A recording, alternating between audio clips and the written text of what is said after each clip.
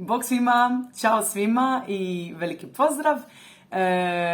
Evo jedan video koji ste me zamolili da snimim.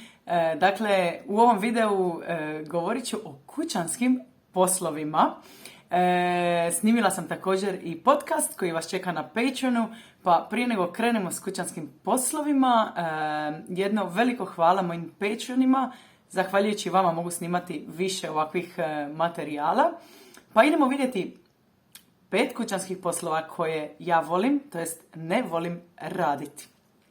Broj 1. Volim kuhati, volim usisavati, ne volim prati suđe, ne volim peglati, ne volim čistiti prašinu. Dragi svi, javite mi što vi volite, to jest ne volite raditi. Posjetite moj Instagram profil, tu vas čeka i post o ovome. Podcast epizoda s više vokabulara čeka vas na mom Patreon profilu. Link ćete naći u opisu videa dolje.